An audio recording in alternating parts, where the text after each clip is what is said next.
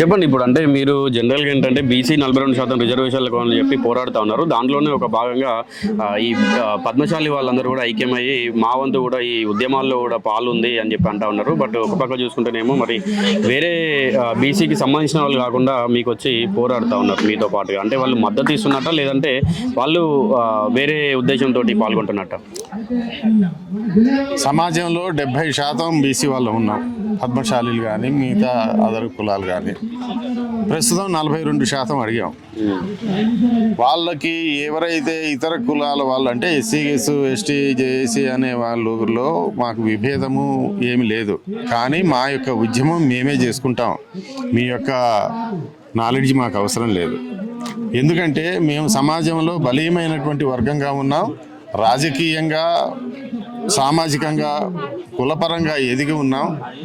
మా యొక్క ఉద్యమాన్ని ఎవరైతే నిర్వహిస్తున్నారో పెద్దలైనటువంటి బీసీ పెద్దలైనటువంటి వాళ్ళు దయచేసి ఈ యొక్క అదర్స్ని అంటే విశారద మహారాజు లాంటి వాళ్ళని ఈ ఉద్యమంలో చొప్పించకుండా సహకారం చేయమనండి, తీసుకుంటాం.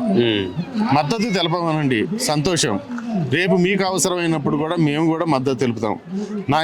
నా ఒక్కడి అభిప్రాయమే కాదు, ఈరోజు ఈ సమావేశానికి వచ్చినటువంటి ప్రతి ఒక్కరి యొక్క అభిప్రాయము, పద్మశాలీల అభిప్రాయం మొత్తం కూడా ఇదే. నెక్స్ట్ ఎలక్షన్స్ వచ్చేటప్పుడు ఈ రిజర్వేషన్ సాధన కమిటీకి కూడా మేము ఈ సాధించడానికి కూడా ఒక ప్రత్యేకమైనటువంటి కార్యాచరణ రాష్ట్రం మొత్తం దేశం మొత్తం తిరగటానికి అందరి సహకారంతో మేము చేస్తున్నాం. మేము సక్సెస్ అవుతాం, మాకు తెలుసు. కొండా లక్ష్మణ్ బాబూజీ గారి ఆశీర్వాదంతో, టైగర్ నరేంద్ర గారి ఆశీర్వాదంతో మేము ముందుకు వెళ్తాం. కానీ ఏదో ఈ ఉద్యమాన్ని పద్మశాలీలలో ఎవరు మాట్లాడే వాళ్ళు లేరు, వాయిస్ లేని వాళ్ళు లేరు అని అనుకోవటం మిగతా వాళ్ళ యొక్క భ్రమ.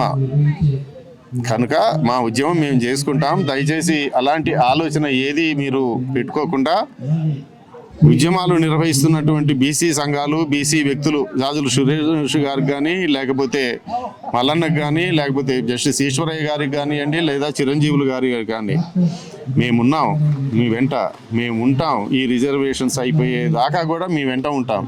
కానీ అదర్స్ని మాత్రం మేము అంగీకరించే పరిస్థితిలో లేదు. అట్లా కానీ మీరు అదే ఉద్దేశంలో కానీ ఉంటే మేము ఒక ప్రత్యేకమైనటువంటి ఒక దారిని మేము ఎత్తుకోవాల్సింది, మిమ్మల్ని కూడా పక్కకు పెట్టేసి అనేది స్పష్టంగా తెలియజేస్తున్నాం.